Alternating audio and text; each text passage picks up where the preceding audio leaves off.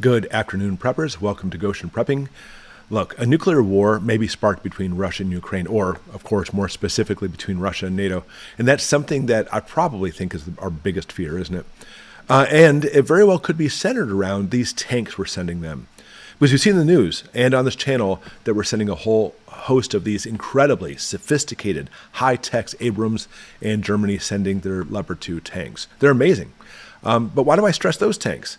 Well, understand Ukraine already has tanks. They have upwards of 2,000 of them, but most of them, if not all of them, are just the older models like T-72s. And T-72 tanks, for their era, were pretty awesome. They're smaller, not a lot of armor, but they're quick and nimble, be able to get around quickly. And so we're going to be adding over the next few months, quite a few months, mind you, a whole bunch of Abrams and Leopard 2 tanks from Germany, upwards of around 200.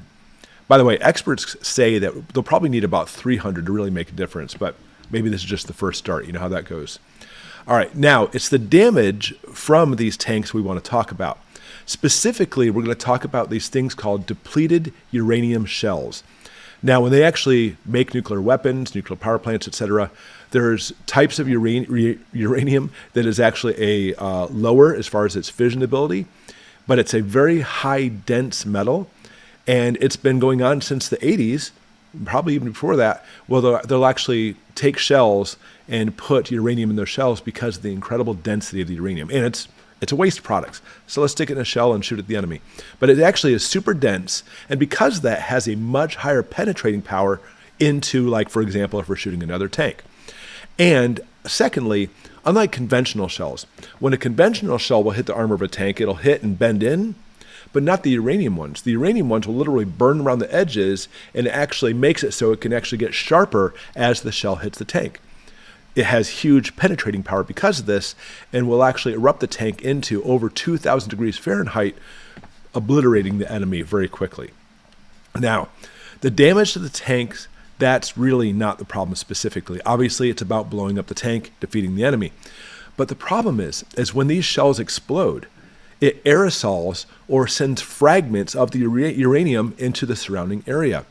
Long story short, nuclear waste. It's bad stuff, especially if it's inhaled, or there's actually been, during the Gulf War, soldiers who actually got some fragments embedded in their skin. And over a long, long period of time, it definitely causes problems, not to mention cancer. It'll actually mess up your kidneys and stuff too. It'll damage the tissue.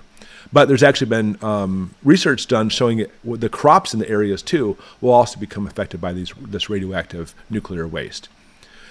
Granted, it's war. You know what I'm saying? You don't want that things to happen.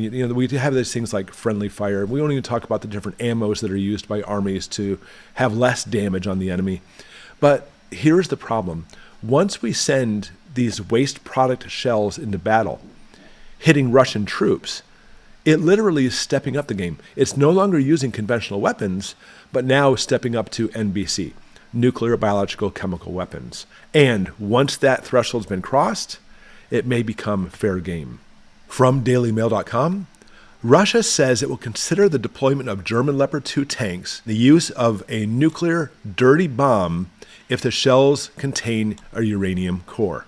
And I admit, that is a fair argument, because a dirty bomb is not about setting off a nuclear detonation, which will, destroy a city, for example, but instead disperses radioactive material out over a long area, may not kill anybody at first, but over a long period of time will definitely cause serious deaths and damage, and they're awful.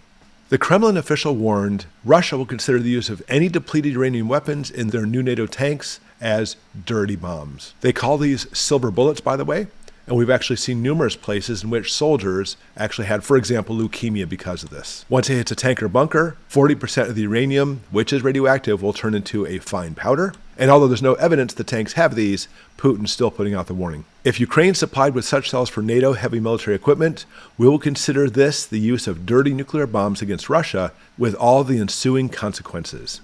Now, our military has been getting away from these shells.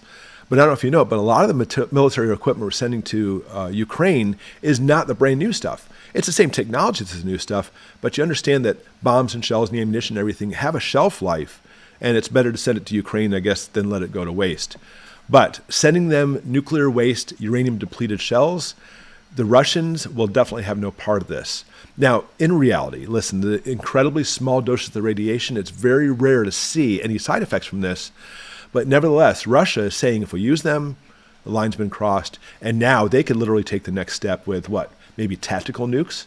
But either way, once that line's crossed, at least in their eyes, that very well could happen. And in my opinion, Putin is just looking for a reason. I think he's looking for a reason because he's had such heavy losses stepping up to nuclear. He knows if he just simply does it, then he's going to be even more ousted from the world.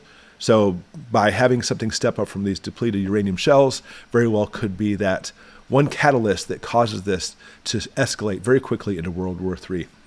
The depleted uranium shells may be just that reason. Okay, thanks for watching.